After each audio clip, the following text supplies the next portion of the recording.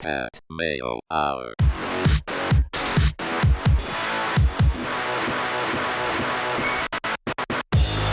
Welcome to the Pat Mayo Hour UFC Melbourne DraftKings picks and preview. Cody Safdie of the Bookie Beatdown and of Fight Network. You're on the desk now. Congratulations. Yeah. I was watching you on the TVs. Spreading myself out. I see that.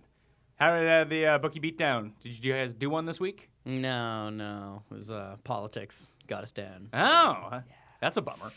Yeah, I enjoyed doing the show, but just there's a lot of moving parts around here. People don't understand that, I have a job, so all that stuff's all labor of love, extra work. So my plan is make millions of dollars this weekend after I kill this GPP, and then I won't have to worry about that stuff, right? Well, okay, let's talk about your cash lineup first. Oh, also, I have a bone to pick with you. Ooh. So last week when I came in, as people know that I do very little research for this, is why you're here. You're the researched one. I ask you questions, you tell me answers, then I win money off those picks.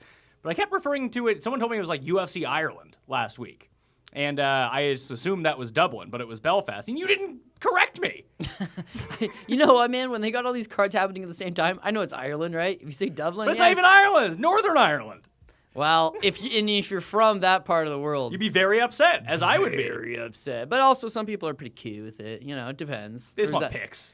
Yeah, no, but even that John Kavanagh, I guess Reebok had come up with a shirt that was just my Ireland, and then there was a map of Ireland without Northern Ireland. So he was like, why would you guys do that? He's like, you're just trying to start social war again. What's wrong with you? It was a real big thing. He's real upset about them, but what can you do? Cormier off our hometown card here, too. Yeah, so that's a real terrible card now. I mean, they lost Tim Kennedy, Rashad Evans, which is kind of boosting it a bit. Loses the main event with Daniel Cormier, Anthony Johnson. Is anyone going to go to this? Well, you're going to go. Yeah, but going is not the biggest problem, right? Filling out the 17,000 people is not their biggest problem. It's the people buying it on pay-per-view. Because Conor McGregor's fight, let's say UFC New York is 205, right? That McGregor card is over $1 million. 206, and then Rousey is 207. Yeah, but think about it. They just don't have enough stars, right? So fact of the matter is, I love Donald Cerrone. I love a lot of these mid-level guys. I love Jacare, and I love Yoel Romero, and I love those guys, but people don't give a crap. You know Michael Bisping, right? Yep. You know Dan Henderson, right? Yep. That's a rematch of UFC 100. It's got a bunch of history on it. It's old man Dan, who everybody loves, getting that one last crack at the one accomplishment he had never had, which is UFC gold, right? And it was sold, 300,000 buys? No one gave crap, right? Is this going to do less? Well, now that I lost Cormier Johnson, you're goddamn right I will. Is they gonna try to keep Johnson on the card somehow, bring in some loser to fight him? Yeah, here's the thing: losers have already attempted to fight him, and they were severed from their consciousness. So I can't see anybody. Not that they're losers. That's obviously harsh. I just mean he knocked out Glover Teixeira in spectacular fashion. Nobody wants to see it again. He smashed Ryan Bader, who was recently victorious. So that's not going to happen. He's already smashed Gus. He's already fought. You know what I mean? There's nothing for him to do. Jimmy Manuwa was coming off a big win. Oh yeah, Anthony Johnson wrecked Jimmy Manuwa too. So there's just no viable contenders for him. He has to fight for the belt. John Jones is still suspended. That's done. They decide to play hardball with Georges St. Pierre. It didn't work. As a result, too quick of a turnaround. They don't have a headliner. Thankfully, this has a headliner, so we might as well talk about that, right? All right, cash team for Melbourne. Who you got? Yeah, okay. So we're going to start with the cash game. You know what I'm going to do? We're going to start talk with the value picks first and then work our way up. Okay. So right off the hop, it's okay. And this is what I've noticed. 6-man format here, Pat. 5-man format, you take the guys you want, and you have to take a guy that you're not high up on. Now you have to take 2 guys. You need 2 of them, right? So the best thing to do is try to split the cost a little bit. But in this case, we're going to start with $7,300 Jason Knight. Jason Knight is a tyrant. If you've ever seen this guy compete before he got to the UFC, he's all action. He comes at it all the time. Now, trains out of Alan Belcher's gym in Biloxi, Mississippi. His striking is very good. His ground game is his best game. So when we saw him in Titan FC before getting signed with the UFC, he locks up the nastiest triangle choke off his back. It's oh man, this guy's got a wicked good ground game. Signs to the UFC, jumps into this really hot fire fight against Tatsuya Kawajiri.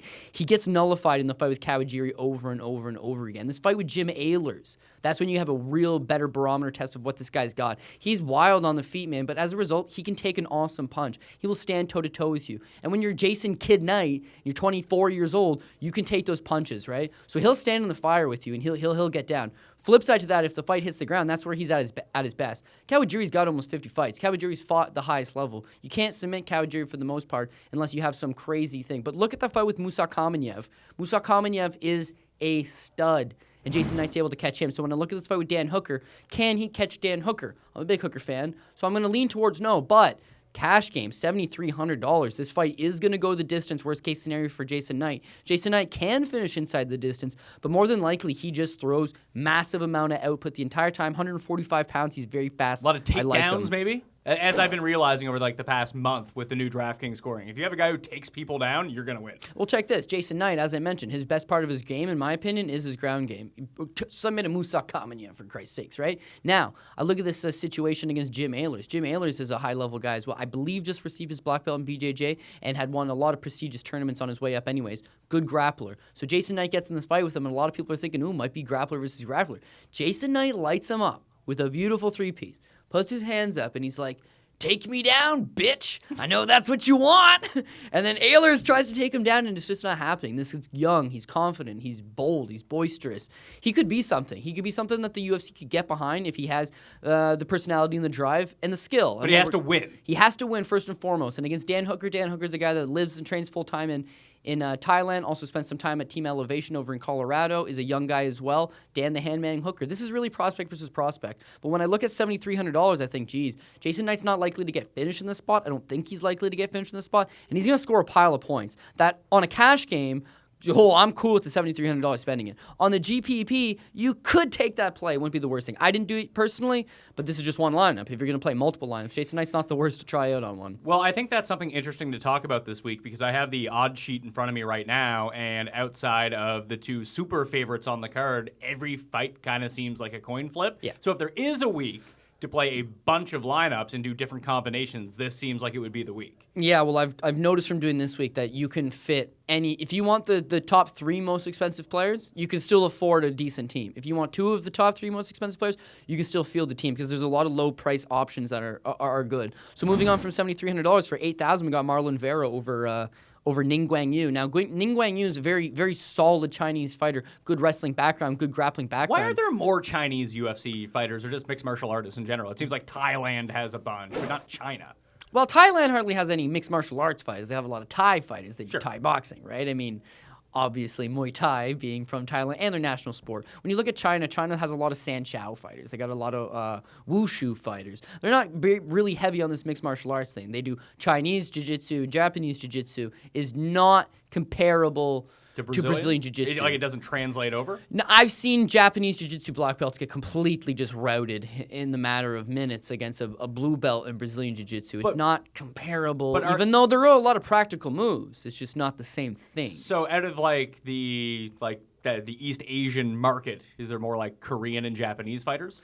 Yeah, well, okay, so Japanese fighters have always been very good, and then as the times have gone by, what we notice now is that there's a handful of Japanese fighters, but as a whole, compared to where they were in the early 2000s to where they are now, it's not nearly as much. Now, when I look at Korean fighters, I think they are blossoming big time. You got a lot of people coming out of Korean Top Team in particular, and just very solid, well-rounded talents. I mean, they're good strikers, they're very strong, they've got good gas tanks, they're really coming into their own. Now, when you look at it as a whole, North America is obviously going to be the highest quality of training, but these other countries are starting to rapidly catch up. Now look at China. Now China, there's China Top Team, right? And then like a Team Quest China. So right away they're expanding. And these guys from North America are going to China. There's good money in it for them as instructors, and they're trying to bring up this next breed of Chinese fighters. That's why the Ultimate Fighter has Ultimate Fighter China, where you're trying to get the next fighters from this area.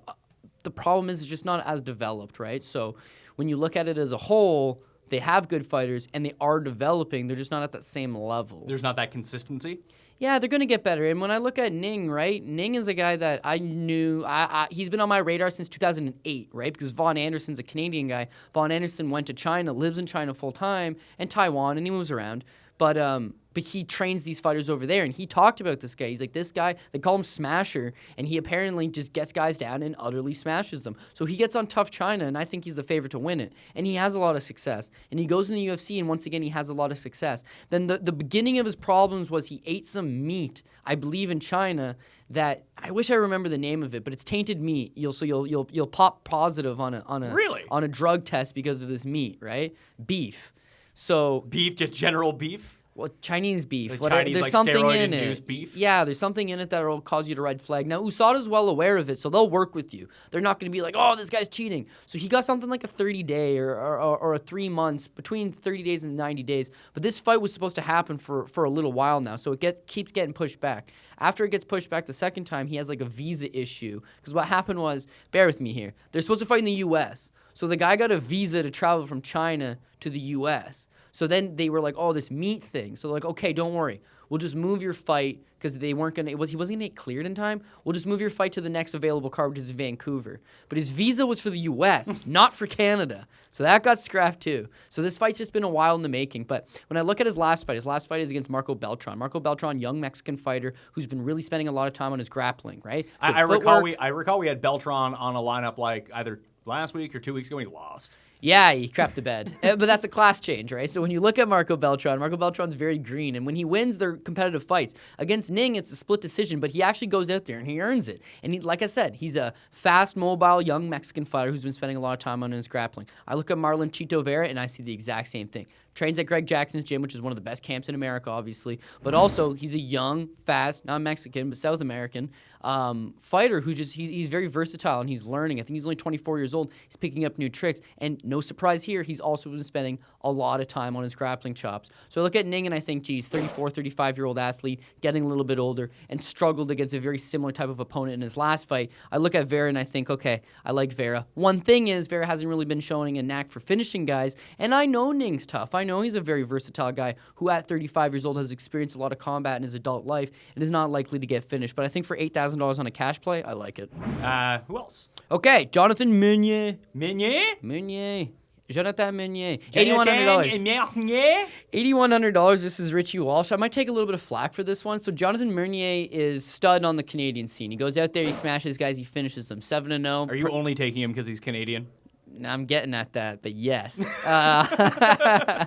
He smashes guys up in the regional scene. So eventually they're like, okay, you want to come to the UFC? And he takes a relatively short notice opportunity against Colby Covington. Colby Covington, what are you going to do against him, man? If you're not on his level, like grappling-wise and wrestling-wise, he's going to eat you up. And he ate him up. And there's no shame there. But it wasn't a great a show of what Jonathan Meunier can actually do, right? So I think he's going to get slightly overlooked in this spot because he's going to Australia and he's taking on the Australian fighter. Now, this is why I get at why I like this pick, especially for $8,100. Are you going back to that season of tough? Oh, you know I am. So I watched that. I watch all the seasons, but we were living together at the time. So you'd come in and would just be like, okay, we got Team Canada versus Team Australia. Who's going to win? Team Canada. Are you saying that because they're Canadian? No, because you can just watch the show. And I remember the Team Australia like, whoa, you guys, crikey, you guys train twice a day. And then the Canadians are like, yeah, we train twice a day. And I remember they were like, oh, these crazy Canucks training twice a day. like they just had no concept of like what a two-a-day was.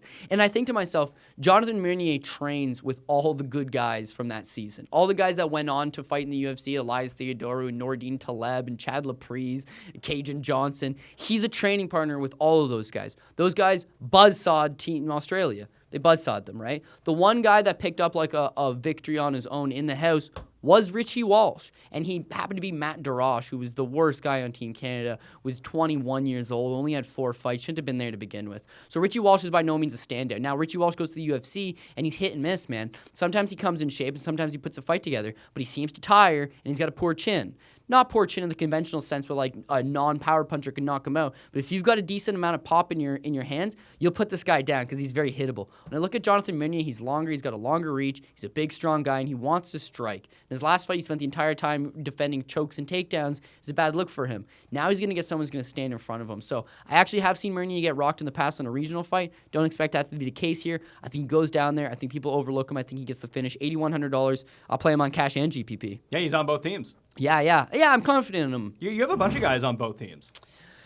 Well, so the people that I really, really like, I'm going to try to put on both teams. This Janelle Losa, it's not that I really, really like him, but for $8,300, I'm willing to take that play. So Losa is actually 7-0 undefeated pro boxer. He fights at 122 pounds as a pro boxer, so he's not exactly the biggest guy, but he switches over to MMA. And in MMA, he's fast. He's very much a boxer. What's he fight at, 125? 125. So because he fought at 122 as a boxer, and I don't think he cuts a whole lot of weight to You can make kind of go 125. up a little bit. No, I'm worried that a guy that's a little bigger than him is just going to take him down and squash him. Yeah. I mean, think about it. You're an undersized pro boxer fighting in MMA. It's bad news written all over it. Yaoji Kui's probably not the guy to expose that, so I think he knocks out Yaoji Kui. Yaoji Kui, for sake of argument, got finished in 43 seconds in his last fight. So the guy's 1-2 in the UFC. His one win was a very controversial split decision, and quite frankly, he's not up to snuff. So when I look at Lhasa is making his UFC debut. He was supposed to fight on the Filipino card in the Philippines. So the whole card got canceled because government will just pretty much kill you for anything down there. So they're like, okay, we're not going to have this card anymore. And then Lhasa has to get moved over. So I think they were putting this fight together in the Philippines to begin with that, young, marketable, good-looking guy, good fighting skills. Let's just get him an easy win in the Philippines. Okay, card's canceled. Well, the matchup stays the same. The theory stays the same. The venue and the date change. So I think he goes out there and I think he gets the win. Yaoji Kui could get a takedown, but he's so raw and brute with the takedown. Mostly what he wants to do is swing wild hook standing, close some distance. Against a pro boxer. Not a good idea against a boxer. No, I think he's going to swing a couple and he's going to get cracked right in the mouth. And then that likely puts him down and hurts him. So I'm not overly confident in that pick, but $8,300, I feel like you have to play it. So the knockout's on the table is what you're saying. For Yeah. $8,300, you might as well go with it. Yaoji Kui got knocked down in 43. Now, he actually posted. Okay, well, this also goes to show how green the guy is. Buddy picks him up. Freddie Serrano is a former Olympian. Picks him up to slam him, okay? Now, if there was, options, you're frozen in midair, and it's option A, take the slam. Doesn't sound good. Option B, post your arm out. Don't take option B. I know that's the national instinct. I know that's I'm going to soften it. But and you're trained not to do that. Well, you've seen some of your favorite fighters do it and get away with it. Do not do it. You will break your arm. I'm pretty sure he broke his elbow. And then as he's leaning on it, he just gets punched out. So it's okay then. And now he's taking some time off. He's coming back here. This is someone I think when you look at Janelle Losa, someone that are not very well known, but the people that do know him rave about him. People with Yaoji Kui, it's basically he's a tough go-getter.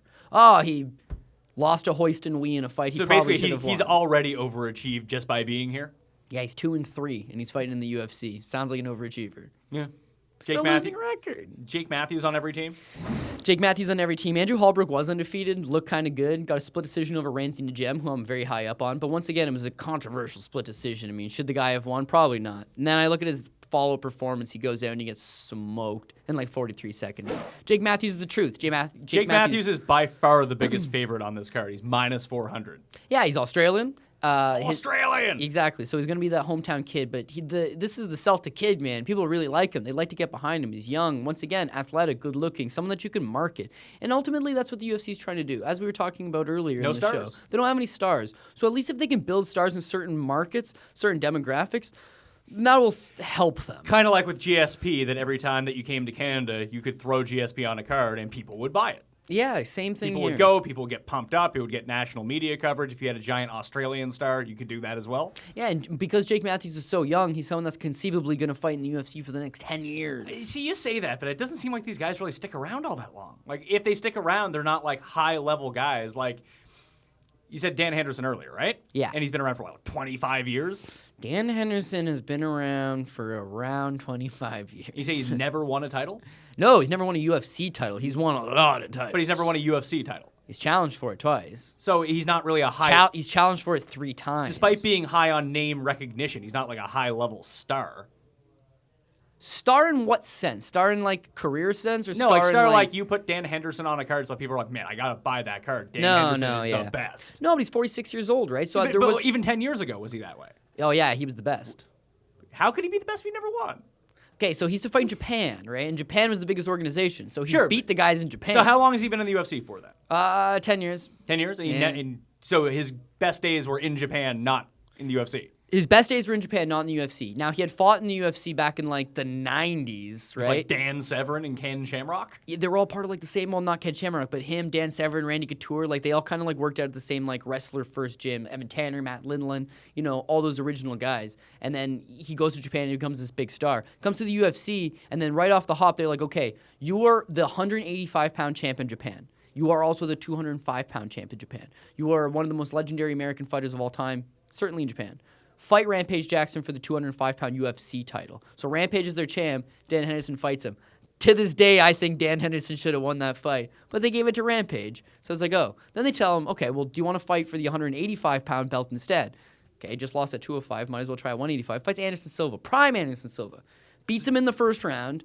Gets choked out in the second round. You know, dems to breaks, man. Sometimes that's just the way it goes. I don't think that takes anything from his legacy. No, but problem is no one's going to pay money to that's the watch thing. I'm not talking a about his card. legacy or how good he actually is, but in terms of buying pay-per-views, is he that big of a draw? Winning a title, I'm going to tell you something straight up. This hurts me to say this, Pat. Winning a title doesn't have anything to do with it. You take Chris Weidman. Chris Weidman beat Anderson Silva twice. He's a former champion. He's good looking. He's got everything going for him. You put him on a card, and you put CM Punk on a card. CM Punk's going to draw. He's going to outdraw a former champion. How ridiculous is that? But CM Punk is a completely different situation. How? Because he has a built-in market. Where's Weidman's built-in market? No, it's not the WWE, which people watch.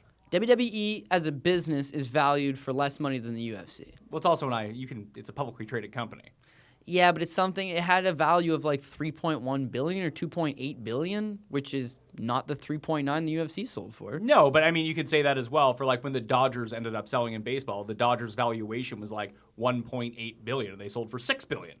Like, stuff is worth what people can buy it for. Fair. So if I told you the Dodgers were worth $6 billion, then I would have laughed. I would have laughed. But And you would then it sold for imagine that the Yankees are worth more, right? Yeah, but they probably are. But the Yankees' valuation isn't that high. Yeah, I don't know. That stuff makes no sense to me. It just stuff is worth whatever people will pay for it. Yeah, but You can value something all you want.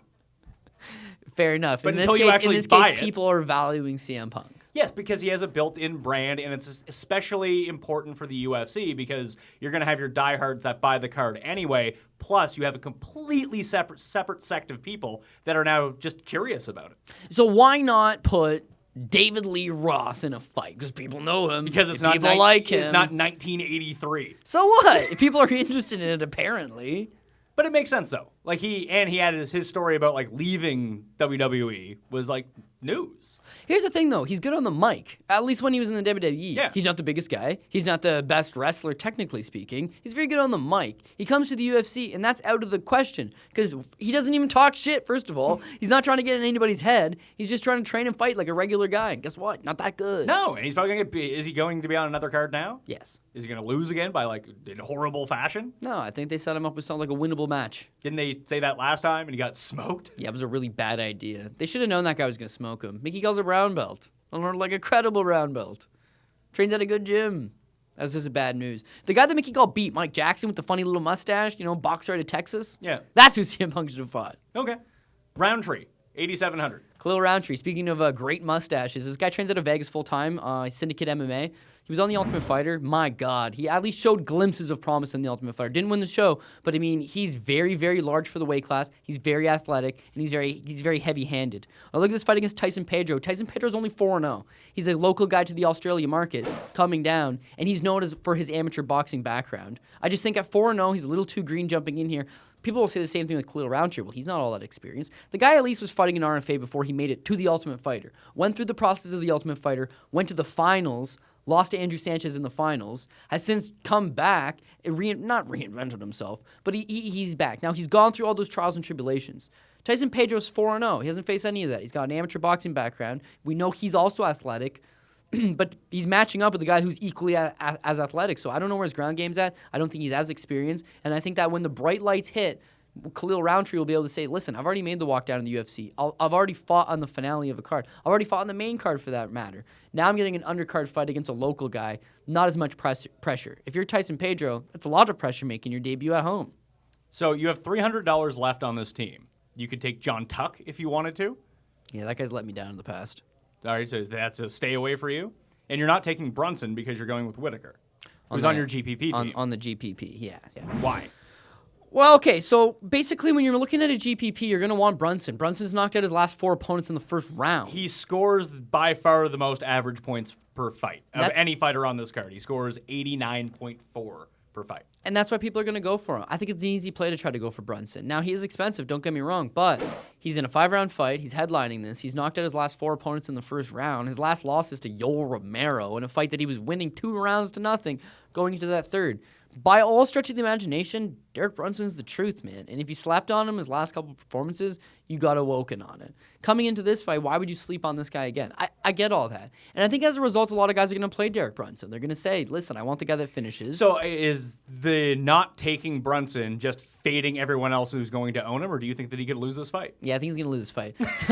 So I'll never forget it, man. It goes back to his fight against Jacare in Strikeforce, and he runs at Jacare with his head straight up in the air, throwing punches. Jacare was just almost a pure jiu-jitsu guy at the time, just counter-rights him and puts him right down. It was like, ooh, nasty knockout. Comes to the UFC and then, trying to play it safe with his wrestling in the UFC to begin with. Awful fights with Chris Lieben, trying to build his way along, gets that fight with Yoel Romero. Now, that's his coming out party because he looked better in that fight than he ever did. But in the third round, Pat, there's no denying that he's starting to get tired because of the way he fights, he exhausts himself. And in the third round, he gets hit, then he gets hit again, and then again, and then again. And now he's so tired and so dazed from the shots, he just completely folds. I'm pretty sure he gets his jaw dislocated or fractured, and Yoel Romero pounds him out. So they go get back to the drawing board for Brunson. Now he only really fights top 15, top 20 guys. He's not blowing out anybody out of the water who's spectacular. Beat Uriah Hall's last time out, but he's not beating anybody that's spectacular. The thing is he's knocking out guys that are not usually getting knocked out. So it's impressive.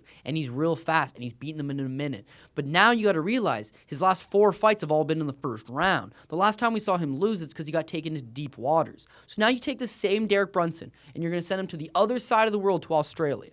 Robert Whittaker, he's from Australia. Robert Whittaker's young, he's durable, and he can crack. Now it's a 5-round fight. So I think logic dictates Brunson's going to do what Brunson does. He's going to rush in. He's going to take him down, which he can take him down. He's going to pound on him. He's going to finish him in the first round. My thing is, if Brunson doesn't finish him in the first round, he's going to be a little slower in the second round. Then he's going to be real slow in the third round. And then the fourth and the fifth.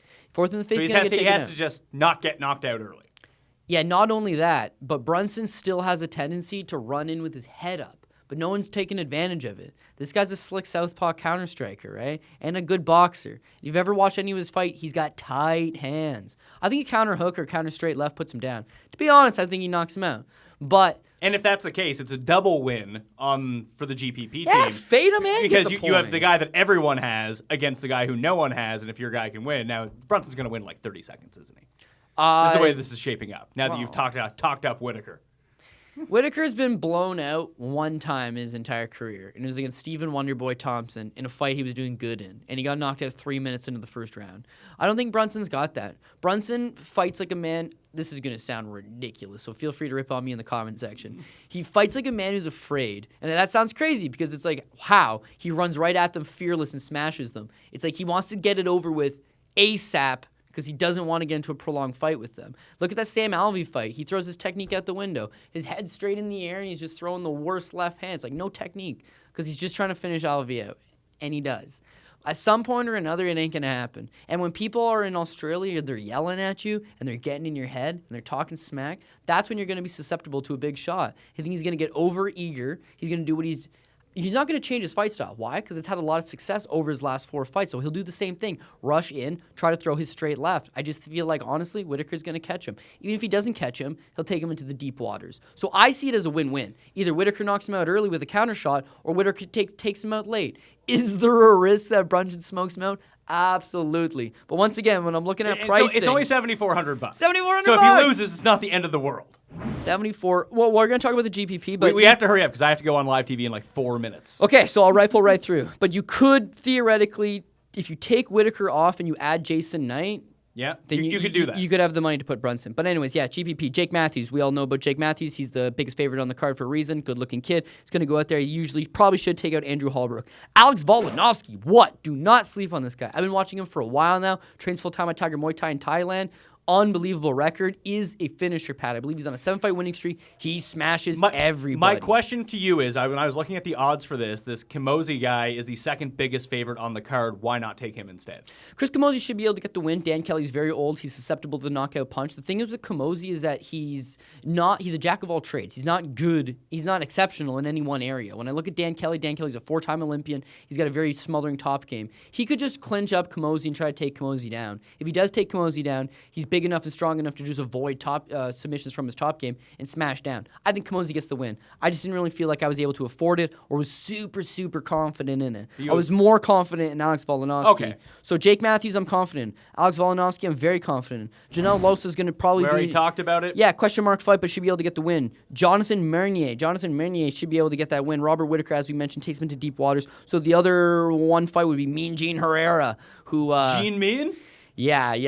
You know what? I like this kid. Ben Nguyen, it's nothing against Ben Nguyen, only Ben's going to lose because he very, very versatile guy, very good. But his last fight against Louis Smolka, he got completely and utterly dominated on the ground. I mean, dominated. That was the first real eye-opener that was, geez, Ben Nguyen gets on the ground with someone better than him, he's in trouble. I look at Gene Herrera and I think, how much better could you want someone to be on the ground? He's a brown belt turned black belt, and he is a stud. Just look at his fight with Ali Bogatinov. It's nasty. He's also a minus 138 favorite in this fight, and he's only priced $7,700. Like, he's underpriced compared to his odds. Yeah, and here's the other thing, right? He's 1-2 in the UFC. So you look at his first loss, but he goes the distance, doesn't get finished. You look at his second fight in the UFC, which he won. He knocked the guy out, Joby Sanchez. So that's great points that you'd want. That last fight against Ali Bogatinov, those submissions defeat anybody other than crazy Russian man to steal Ali Bogatinov. So it didn't work there, but it would work here. And I think for $7,700 in a GPP, I think he's great. I like this GPP a lot. I could see how someone would want to drop off a Whitaker or a Janelle Losa, but I think if everyone does what they're capable of doing and what I expect them to do, it should score big. And this is a week to play multiple lineups if there was going to be one. Yeah, I think so. But now I don't think there's going to be a whole lot of cash, like big prizes this week because it's a lower end card. Yeah, it's not like 2 weeks ago when we had the New York. It'll be more like last week, and they even split up the prize pools between the two cards, which kind of sucked because we won big on Belfast and kind of lost on Sao Paulo. Yeah, that's the two cards. So much going on. Now we're just focused on the one. Take it to the bank, Pat. Take it to the bank. Toronto next week?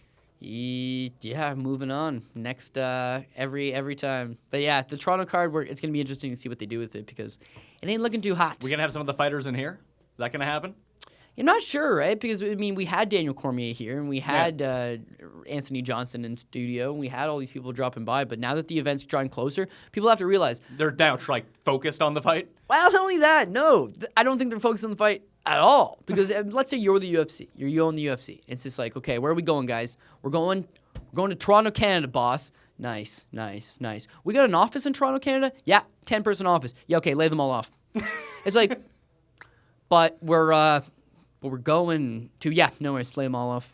It's just like, so normally there's like a parade at Dundas Square and there's like fighter meet and greets. It's like, go to this Shoeless Joe's and you can meet so-and-so. Now it's just like, do we have anything going on? Yeah, well, we would have, but you fired the office of guys that normally handle that stuff. So your guess is as good as mine, man. Cody Saftik. Check him out on Twitter at CJ Saftik. Check him out every single day on the Fight Network. Every day. Every day. That's awesome. You can follow me at the PME on Twitter. Remember, subscribe to the Pat Mayo Hour on YouTube and iTunes and Stitcher and Podomatic and Audio Boom for the video and audio versions. I gotta go talk NFL, so I'm out of here. Pat Mayo. I'll see you next time.